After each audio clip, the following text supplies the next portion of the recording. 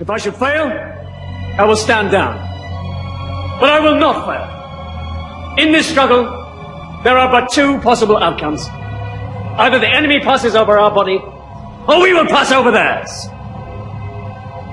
If I should fall, wrap my body in the swastika banner. Sieg Heil! Sieg Heil! अस्सलाम वालेकुम दोस्तों, आज हम तारीख़ की एक ऐसी शख्सियत के बारे में बात करेंगे जिसे तारीख़ दान बाज़ किताबों में एक हिट विलन के तौर पे लिखते हैं और बाज़ किताबों में एक हीरो के तौर पे, लेकिन ज़्यादातर तारीख़ दान दुनिया के इस शख्स को एक विलन के तौर पे जानते हैं। इस शख्स का नाम अडोल्फ हिटलर था। ये 20 अप्रैल 1899 1889 को पैदा हुआ। ये 20 अप्रैल 1889 को ऑस्ट्रिया में पैदा हुआ और 1913 में ये हिटलर जर्मनी में आ गया। हिटलर ने इब्तिदा में जर्मनी में आके एक फ़ौजी सिपाही के तौर पर जंग अज़ीम अव्वल में जर्मनी के लिए बहुत खिदमात सर अंजाम दी। असल में हिटलर जंग अज़ीम अव्वल को जीतना चाहता था और वो इस चीज़ को मानने पर बिल्कुल भी राज़ी नहीं था कि उसकी फ़ौज इस जंग को हार गई है। 1919 में हिटलर ने जंग के इख्तिताम पर जर्मन वर्कर पार्टी को ज्वाइन कर लिया। हिटलर बहुत जल्द पार्टी में अपनी शोला बयानी की वजह से बहुत ज़्यादा जाना जाने लगा और उसको अपनी पार्टी में एक ख़ास शोहरत और पजीराई मिली। इसी बिना पर हिटलर ने अपनी पार्टी और कुछ साबका फौजी जनरल्स को मार्शल लॉ यानी कू करने के लिए मशवरा दिया। 1923 में हिटलर और साबका फौजी जनरल्स की इस साजिश को हुकूमत ने नाकाम बना दिया और हिटलर को इस वजह से अपनी इस मार्शल लॉ की कोशिश में एक रूह रवां होने की वजह से हुकूमत ने अदालत में भेज दिया और अदालत ने हिटलर को 9 महीने की सज़ा सुनाई। 1923 में हिटलर ने अपनी एक किताब लिखी जिसका नाम है मेन कैम्फ। हिटलर ने ये किताब अपनी जेल में मौजूदगी के दौरान लिखी और इसमें मेन कैम्फ का मतलब है मेरी स्ट्रगल, मेरी कोशिश, माई स्ट्रगल। इंग्लिश में इसका मतलब है माई स्ट्रगल और उर्दू में इसका मतलब है मेरी कोशिश। हिटलर ने इसमें अपनी तमाम तर कोशिशों जो कि उसने जंग अज़ीम अव्वल में एक सिपाही के तौर पर खिदमात सर अंजाम दी उससे लेके उसने अपनी सियासत में आने के बाद तमाम तर बातों को इस किताब के अंदर लिखा। हिटलर को असल में ट्रीटी ऑफ वर्साइलेस के खिलाफ बोलने की वजह से जर्मन लोगों में बहुत ज़्यादा पजीराई मिल चुकी थी। दोस्तों, हम आपको बताते जाएं ट्रीटी ऑफ वर्साइलेस क्या था। जंग अज़ीम अव्वल की शिकस्त के बाद जब जर्मन फौज के जनरल्स को फ्रांस में शिकस्त के डॉक्यूमेंट्स के ऊपर साइन करने के लिए बुलाया गया तो वहाँ पर America, US United states, Britain और फ्रांस के जो लीडर्स मौजूद थे उन्होंने बहुत ही शर्मनाक और बहुत ही गलत किस्म की शराइत उस ट्रीटी के अंदर शामिल कर ली। उसकी मेन जो शराइत थी उसमें यह था कि जर्मनी को अपने बहुत से इलाके छोड़ने पड़ने थे जिसके ऊपर कभी जर्मनी की हुकूमत हुआ करती थी, जिसकी वजह से जर्मन कौम उस ट्रीटी को बहुत नापसंद करती थी। उस ट्रीटी में यह भी था कि जर्मन कौम अब दोबारा से कभी फौज नहीं बना पाएगी। जर्मन कौम हमेशा डेमोक्रेसी यानी जमहूरियत जमहूरियत को अपने मुल्क के अंदर राइज करेगी और बादशाहत को ख़त्म कर देगी। ये सारी उस शिक्के या ये सारे पॉइंट्स उस ट्रीटी के अंदर मौजूद थे और इस ट्रीटी और इस शिकस्त को जर्मन कौम बहुत ही ज़्यादा संजीदा तौर पे लेती थी और वो बहुत शर्मिंदगी महसूस करती थी। हिटलर की इस ट्रीटी के ख़िलाफ़ आवाज़ उठाने की वजह से लोगों में हिटलर को एक ख़ास मुकाम हासिल हुआ। हिटलर एंटी कम्युनिस्ट और एंटी जेविश ख्यालात रखता था। ज़्यादातर अवाम भी जर्मनी की ये ख्यालात रखती थी, जिसकी वजह से हिटलर को मज़ीद मकबूलियत मिली अपनी अवाम में और इस तरह हिटलर ने अपनी सियासी ज़िंदगी में अपनी पार्टी की इब्तिदा की जिसका नाम नाज़ी पार्टी रखा गया। ابتدا میں ہٹلر کو کچھ خاص کامیابی حاصل نہیں ہوئی، کیونکہ جرمن قوم کے پاس ایک اور بھی ہیرو موجود تھا جس کا نام تھا پال وان ہنڈنبرگ۔ ابتدائی ابتدائی الیکشنز کے اندر جب ہٹلر نے ہنڈنبرگ کے خلاف الیکشن لڑا صدارت کے لیے، تو جرمن قوم نے ہنڈنبرگ کے حق میں کافی زیادہ اکثریت کے ساتھ ووٹ ڈالے، اور ہنڈنبرگ جرمنی کا صدر بن گیا۔ لیکن دوستو، جرمنی کا طریقہ حکومت تھوڑا مختلف تھا۔ وہاں پہ صدارت کے لیے علیحدہ الیکشن ہوتے تھے، اور اسمبلی جسے ریس ٹیگ کے نام سے جانا جاتا تھا اس کے لیے علیحدہ الیکشن ہوتے تھے۔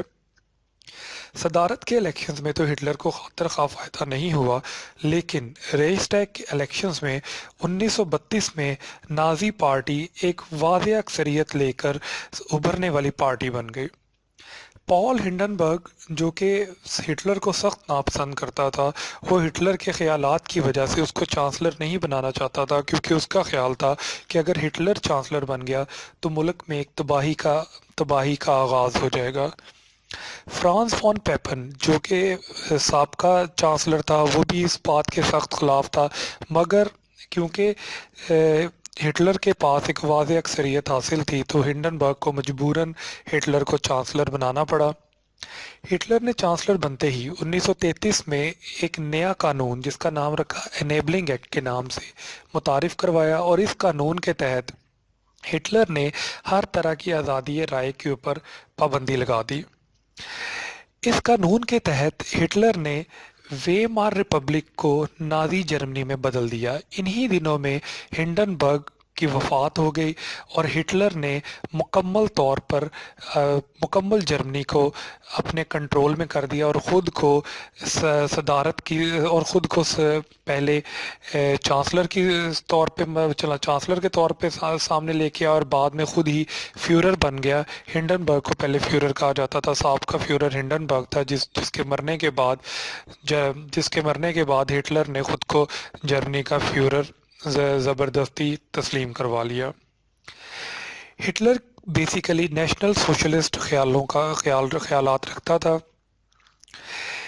ہٹلر نے بیسیکلی ٹریٹی آف ورسائلیز پر تنقید کی وجہ سے جرمنی میں کافی مقبولیت حاصل کی تھی، اور یہ ٹریٹی ہٹلر کو اس بات پہ مجبور کرتی تھی کہ وہ فرانس اور دیگر یورپین ملکوں سے اپنے کھوئے ہوئے حصوں کو واپس لے۔ ان سب باتوں کی وجہ سے ہٹلر نے آہستہ آہستہ سے جنگ عظیم دوئم کی تیاری شروع کر دی۔ فروری 1938 میں ہٹلر نے سائنو جرمن الائنس، یعنی چائنا اور جرمنی کے بیچ میں موجود جو دوستی کا معاہدہ تھا اس کو ختم کیا، اور جاپان کی شاہی خاندان سے رابطے استوار کیے، اور ہٹلر نے جاپان کے ساتھ نئے معاہدوں کے اوپر دستخط کیے۔ 12 مارچ 1938 کو ہٹلر نے آسٹریا کو جرمنی میں شامل کر لیا۔ 11 اکتوبر 1938 کو ہٹلر، چیمبرلین، ڈیلیڈیر اور میسولینی کے درمیان ایک میٹنگ ہوئی، جس میں پیس آف آور ٹائم کے نام سے ایک سمجھوتا ہوا، اور جس کے بعد یورپ کو اس بات کا سکون ہو گیا کہ اب ہٹلر کسی ملک کے اوپر بھی حملہ نہیں کرے گا۔ مگر 30 جنوری 1939 کی تقریر میں ہٹلر نے اپنے ملک کے اندر موجود بگڑتی ہوئی معاشی صورتحال کا ذمہ باقی یورپین ملکوں کو قرار دیا، اور اس نے اس بات اپنی قوم پہ زور دیا کہ وہ جرمنی جلد از جلد اپنے ارد گرد کے موجود ممالک کے اوپر حملہ کرے، تاکہ جنگ کے ذریعے جو مال اسباب حاصل ہو اس سے جرمنی کی ایک معاشی صورتحال کو ٹھیک کیا جائے۔ مارچ 1939 میں ویرماخت ہٹلر کی ایک فوج کی ایک قسم تھی، یعنی کہ مختلف اس کے اندر پلاٹونیں تھی، جس میں سے ایک کا نام ویرماخت بھی تھا۔ اس نے پریگ، بوہیمیا، موراویا، ان سب جگہوں کے اوپر قبضہ کر لیا۔ 9 اپریل 1940 کو جرمن فوج نے ڈنمارک اور ناروے پہ بھی قبضہ کر لیا۔ مئی 1940 میں فرانس پر حملہ کیا، اور فرانس، ہالینڈ، بیلجیم اور لگزمبرگ پر قبضہ کر لیا۔ فرانس اور جرمنی میں 22 جون کو معاہدہ ہوا، اور آپ کو یہاں پر یہ بتاتے چلیں کہ ہٹلر نے یہ معاہدہ ٹھیک اسی جگہ پر کیا جہاں پر ٹریٹی آف ورسائلیز سائن ہوئی تھی۔ दोस्तों ट्रीटी ऑफ वर्साइलेस एक पुराने ट्रेन के इंजन के एक पुराने ट्रेन के डब्बे के अंदर साइन हुई थी, और हिटलर ने बकायदा उस ट्रेन के डब्बे को दोबारा मंगवाया और उसके अंदर फ्रांस के फौजी अफसरान को बुलाया और उनको उसी शर्मनाक तरीके से शिकस्त के डॉक्यूमेंट्स के ऊपर उनसे दस्तखत करवाए जिस तरह उन्होंने जर्मनी के जनरल से जंग अजीम अव्वल के अख्ताम पर करवाए थे। बरतानिया की फौज जो फ्रांस की फौज की मदद कर रही थी और जंग में फ्रांस की फौज के साथ शामिल थी, उनके बहुत से फौजी मारे गए और बचे कुचे फौजियों को बरतानिया की फौज ने डनकर्क की बंदरगाह से एक बहुत ही मुश्किल ऑपरेशन के ज़रिए बचाने की कोशिश की, जिसमें बहुत सारे उनके फौजी मारे गए, लेकिन काफ़ी सारे फौजियों को बरतानिया बचाने में कामयाब हो गया। हिटलर ने इस मौके के ऊपर चर्चिल को अमन की दावत दी, लेकिन चर्चिल ने इसे ठुकरा दिया। हिटलर असल में ये ऐसा वक्त आ चुका था क्योंकि हिटलर दोबारा मुआशी परेशानियों में का शिकार हो चुका था और हिटलर जल्द अज जल्द चाहता था कि उसके पास बहुत ज़्यादा इक्तसादी सूरत हाल उसके मुल्क की बेहतर हो जाए। लिहाजा हिटलर मशरिक में मौजूद, जो कि हिटलर के ख्याल में एक बेहतरीन ख़जाना था तेल के लिहाज से, सोने के लिहाज से और बहुत सारी दौलत के लिहाज से, जो कि सोवियत यूनियन थी। हिटलर चाहता था कि हालांकि इस मौके के ऊपर हिटलर का एक बहुत लंबा मुआहदा चल रहा था स्टालिन के साथ। स्टालिन भी एक डिक्टेटर था जो उस वक्त सोवियत यूनियन के ऊपर काबिज था। हिटलर चाहता था कि किसी तरीके से वो रूस को या सोवियत यूनियन को शिकस्त दे दे और वहाँ पर मौजूद दौलत को इस्तेमाल करके ब्रिटेन और बाद में यूएस को शिकस्त दे। लेकिन हिटलर इस वक्त ऐसे मौके के ऊपर ये चाहता था कि वह चर्चिल को किसी तरह से अमन की मेज पे ले आए, दावत के पीस, चर्चिल के साथ पीस कायम कर ले और सिर्फ एक तरफ से सोवियत यूनियन के ऊपर हमला करे। लेकिन दोस्तों आपको यहाँ पर ये बताते चलें कि चर्चिल ने जब इस मुआहदे को ठुकरा दिया तो उसके पीछे एक बहुत बड़ी वजह, जो आमतौर पे कहा जाता है, वो हिटलर का एक बहुत पुराना दोस्त रुडोल्फ हेस है। रुडोल्फ हेस के बारे में बाज़ लोग कहते हैं कि वो एक जहाज़ में उड़ा और वो बेसिकली इंग्लैंड की तरफ जा रहा था या ये ब्रिटेन की तरफ जा रहा था, जहां पर उसका त्यारा हादसे का शिकार हो गया और वो फिर भी जिंदा बच गया। ब्रिटेन फौज ने उसे कैदी बना लिया और कहा जाता है कि उसने बहुत सारे राज दिए ब्रिटेन फौज को, जिसमें उसने ये भी बताया कि असल में हिटलर अब अमन क्यों चाह रहा है। जर्मन फौज ने जब अमन का जवाब ना में आया तो जर्मन फौज ने की जो हवाई फौज या फिजाई फौज, जिसे जर्मन फौज लुफ्तवाफे कहती थी, उसने लंदन पर हमला किया और लंदन की इमारतों को और लंदन में बहुत सारे लोगों को बहुत तबाह बर्बाद किया। 27 सितंबर 1940 को जर्मनी, जापान और इटली में एक मुआहदा हो गया। इस मुआहदे में बल्गारिया, रोमानिया और हंगरी भी बाद में शामिल हो गए। इस मुआहदे के तहत इन तमाम ममालिक ने इकट्ठे मिलकर एक्सिस आर्मी के नाम से फौज बनाई और इन्होंने कहा कि हम बाकी मुल्कों के ऊपर हमला करके उन पर कब्जा करेंगे। 1941 में हिटलर ने यूगोस्लाविया पर हमला कर दिया।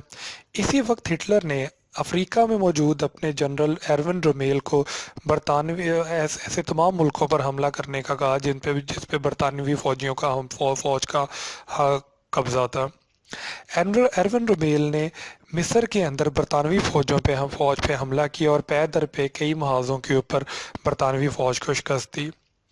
1941 में हिटलर ने मिशन बारबरोसा के नाम से रूस पर हमला किया और रूस में इसने 3 तरफ से हमला किया। एक तरफ से लेनिनग्राड, दूसरी तरफ से कीव और तीसरी तरफ से इसने मॉस्को की तरफ हमला किया। लेनिनग्राड और कीव पर इसने पेंजर इसके टैंकों का नाम था, उसकी मदद से हमला किया और कोशिश की कि किसी तरह से जल्द अज जल्द वो इन इलाकों पर कब्जा कर ले। یوگوسلاویا کے لوگ جو پہلے ہی کمیونسٹ حکومت کی وجہ سے بہت تنگ تھے، انہوں نے بہت جلد ہٹلر کی فوج کو ویلکم کیا، ان کو خوش آمدید کہا، اور بہت خوشی سے ان کو ریسیو کیا، لیکن دیگر محاذوں کے اوپر ہٹلر کو وہ خاطر خواہ کامیابی نہ ہوئی جس طرح کی وہ چاہتا تھا۔ 1942 میں ہٹلر کی فوج کو مصر میں پہلی دفعہ شکست ہوئی۔ برطانوی فوج نے پہلی دفعہ مصر میں ہٹلر کی فوج کو شکست دی۔ 1943 میں ہٹلر کی فوج کو ایک بہت بڑا دھچکا لگا جب ہٹلر کی 6th army battle of Stalingrad میں شکست سے دوچار ہوئی، اور اس جنگ کے اندر ہٹلر کے تقریباً 2 لاکھ کے قریب فوجی مارے گئے اور 2,35,000 کے قریب فوجی قیدی ہو گئے۔ اس کے بعد ہٹلر بیٹل آف کورسک میں بھی شکست ہوئی، اور اس کے بعد 1943 میں مسولینی کو جب حکومت سے ہٹایا گیا تو 1944 میں سوویت نے بار بار ہٹلر کو مختلف محاذوں پہ شکست دی، اور آپریشن اوور لوڈ کے نام سے اب الائیڈ فوجیں بھی دوبارہ سے اس جنگ میں شامل ہوئی، اور انہوں نے فرانس میں جرمن فوج کو شکست دینے کے لیے اپنی فوجیں اتار دیں۔ دوستو، آپ کو یہاں پہ بتاتا چلوں کہ ہٹلر کی شکست کی سب سے بڑی وجہ افریقہ کا موسم، اور افریقہ کے تپتے صحراؤں کا موسم، اور دوسری طرف روس کے اندر موجود سائبیریا کا ایک بہت ذرا ٹھنڈا موسم یہ تھی۔ روس کے اندر ہٹلر کے جنرلز نے برف باری کی وجہ سے آگے بڑھنے سے جب انکار کیا تو ہٹلر نے انہیں حکم دیا کہ آگے بڑھتے جاؤ۔ ہٹلر کی فوج اتنی قریب پہنچ چکی تھی کہ ان سے ماسکو کے گیٹ صرف 36 کلومیٹر یا 36 کلومیٹر دور تھے، لیکن اس موقع کے اوپر اچانک سے برف باری شروع ہو گئی۔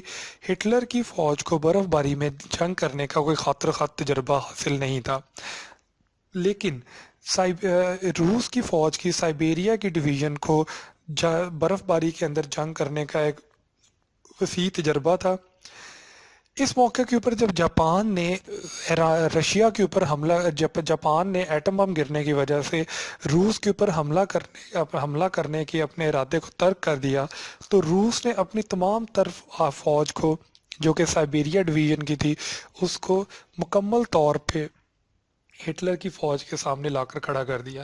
ہٹلر کی فوج بہت زیادہ بیمار ہونے لگی، وہ اس برف باری کو بالکل بھی برداشت نہ کر پائی، اور وہ آہستہ آہستہ ہتھیار ڈالنے لگی۔ دوسری طرف دوستو، آپ کو بتاتے چلیں کہ ہٹلر کی جو فوج مصر میں لڑ رہی تھی، مصر میں جو ہٹلر کی فوج لڑ رہی تھی، مصر کا موسم بہت زیادہ گرم تھا ان دنوں۔ کہا جاتا ہے کہ ان دنوں اتنا گرم تھا کہ اگر ایک لوہے کو دھوپ میں رکھا جائے اور اس کے اوپر انڈا ڈالا جائے تو انڈا فرائی ہو جاتا تھا، اتنا زیادہ گرم موسم تھا۔ تو ہٹلر کی فوج اس موسم کے اندر بھی جنگ کرنے کا تجربہ نہیں رکھتی تھی، جس کی وجہ سے برطانوی فوج، جو کہ کافی عرصے سے افریقہ میں موجود تھی، وہ ادھر کے موسموں کے بارے میں جانتی تھی، اس نے پے در پہ اس نے ہٹلر کی فوجوں پہ حملہ کیا اور انہیں شکست دی۔ دوستو، اس کے بعد ریڈ آرمی اور الائیڈ آرمی نے جرمنی کی طرف بڑھنا شروع کر دیا اور ہٹلر کی فوج کو ہتھیار ڈالنے پر مجبور کر دیا، اور جنوری 1945 کو ہٹلر آخری دفعہ ریڈیو پہ آیا، اس نے خطاب کیا، اور اس خطاب میں ہٹلر کی آواز کافی اکھڑی ہوئی تھی اور ایسا لگ رہا تھا کہ اس کا ملک شکست کی طرف جا رہا ہے۔ آخر کار 2 مئی 1945 کو برلن کو ریڈ آرمی اور الائیڈ آرمی نے ہر طرف سے گھیر لیا، اور آخر کار جرمن فوج کو مکمل طور پہ شکست تسلیم کرنی پڑی، اور جرمن فوج اور مکمل طور پہ جرمنی کے اوپر ریڈ آرمی اور الائیڈ آرمی کا قبضہ ہو گیا۔ دوستو، ہٹلر نے جہاں پر یہ تھی ہٹلر کی عروج اور زوال کی ایک داستان۔ اب آپ کو بتاتے چلیں کہ ہٹلر نے جیوش جینوسائیڈ، یعنی یہودیوں کا قتل عام جو اس نے کیا، اس میں ہٹلر نے 22 فروری 1942 اور جولائی 1941 کو اپنے 2 جنرلز، ایک کا نام ہینرک ہملر تھا اور دوسرے کا نام رین ہارڈ ہیڈرک تھا، انہیں حکم دیا کہ وہ ایس ایس کی مدد سے، ایس ایس ہٹلر کی ایک فوج کی ڈویژن تھی جس کا نام شوٹ سٹافل تھا، ان کو حکم دیا کہ یہ پورے یورپ سے جہاں جہاں بھی جرمن فوجوں کے قابض ہیں وہاں سے یہودیوں کو، جیوش لوگوں کو بھر بھر کے ٹرکوں میں بھر بھر کے لائیں، ان کو ان کے کیمپس بنائے، ان کے کیمپس بنا کے ان میں بڑی بڑی بھٹیاں قائم کریں جنہیں گیس چیمبرز کہا جاتا تھا، اور ان کے اندر یہودیوں کو لا کے ان بھٹیوں کو جلا دیا جائے، ان گیس چیمبرز کو جلا دیا جائے، جس میں دو طرح سے لوگوں کو مارا جاتا تھا۔ ایک تو گیس چیمبرز تھے جس میں گیس بھرنے کی وجہ سے لوگ مارے جاتے تھے، اور دوسرا بڑی بڑی بھٹیاں قائم کی گئی تھی جن میں یہودیوں کو پھینک کر ان کو ایک بہت زیادہ آگ میں پھینک دیا جاتا تھا، جس کے نتیجے میں یہودی بہت بڑی تعداد میں جل جاتے تھے۔ کہا جاتا ہے کہ اس جینوسائیڈ کی وجہ سے، جسے ہولو کاسٹ کے نام سے بہت زیادہ جانا جاتا ہے، تقریباً 5.5 سے 6 ملین لوگ، یعنی 55 لاکھ سے 60 لاکھ کے قریب یہودیوں کی اموات ہوئیں، اور یہ بھی کہا جاتا ہے کہ یہ یہودی سب سے زیادہ پولینڈ سے لائے گئے، اس کے علاوہ آسٹریا، رومانیہ اور دیگر کئی ممالک سے ان یہودیوں کو بھر بھر کے ان کیمپوں میں لایا گیا اور یہاں پر ان کو مارا گیا۔ ہٹلر کے بچپن سے ہی ہٹلر کو یہودیوں سے کافی نفرت تھی۔ ہٹلر بچپن میں اصل میں پہلے سب سے ایک پینٹر بننا چاہتا تھا، پینٹر اسکیچ بنانے والا اور پینٹر بنانے والا بننا چاہتا تھا، لیکن آہستہ آہستہ جب وہ یہ سب چیزیں نہیں کر پایا تو وہ اپنی بہت ساری ناکامیوں کی وجہ یہودیوں کو سمجھتا تھا۔ اس میں بہت ساری چیزوں میں یہودیوں کی وجوہات بھی تھیں۔ ہٹلر کو کئی مواقعوں کے اوپر یہودیوں سے کافی پریشانی اٹھانی پڑی تھی، پہلے بچپن میں، پھر اسے جنگ عظیم اول میں، جس وجہ سے ہٹلر ایک خاص قسم کی نفرت رکھتا تھا یہودیوں سے۔ اور ہٹلر یہ سمجھتا تھا کہ بلیک ڈیتھ کے بعد، یعنی کہ جو پہلا واقعہ جس میں یہودیوں کو بہت زیادہ تعداد میں یورپ میں مارا گیا تھا بلیک ڈیتھ کے موقع پہ، اس کے بعد ہٹلر یہ سمجھتا تھا کہ اب وہ وقت آ چکا ہے کہ پورے یورپ کو صاف کر دیا جائے، اور اس سے یہاں سے وہ یہودیوں کو ناپاک سمجھتا تھا، اور وہ سمجھتا تھا تمام ناپاکی کو ختم کر کے صرف یہاں پر کرسچن حکومت قائم کی جائے۔ دوستو، ہٹلر کی بلڈ ریلیشن میں کوئی بھی نہیں بچا تھا، صرف اس کی ایک بہن جس کا نام پولا ہٹلر تھا وہ بچی تھی، اور اس کی ڈیتھ 1960 میں ہوئی۔ یہ ہٹلر کی چھوٹی بہن تھی، لیکن ہٹلر کے تقریباً سبھی بہن بھائیوں کا ہٹلر کے ساتھ ملنا جلنا نہیں تھا۔ یہاں پہ دوستو آپ کو ایک اور بات بتاتے چلیں گے، ہٹلر کی آخری وقت کی ساتھی اس کی بیوی ایوا براؤن تھی، جس نے ہٹلر کو آخری وقت میں بھی اس کا ساتھ نہیں چھوڑا۔ آج بھی کسی کو ہٹلر کے مرنے کی وجہ نہیں معلوم ہو سکی۔ ہٹلر اپنے کمپاؤنڈ سے ہٹلر کے کمپاؤنڈ سے ہٹلر کی لاش آج بھی نہیں ملی، لیکن اس کے بارے میں مختلف قیاس آرائیاں کی جاتی ہیں کہ شاید اس نے خودکشی کر لی، اس نے اپنی بیوی کو، اور اس کی بیوی نے ہٹلر کو گولی مار دی، یا وہ شاید وہاں سے زہر انہوں نے کھا لیا، یا وہ پہلے ہی مر چکے تھے، یا وہ بھاگ چکے تھے۔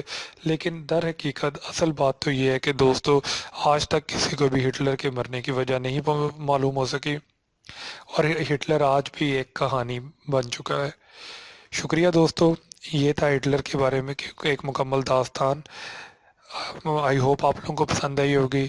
اللہ حافظ۔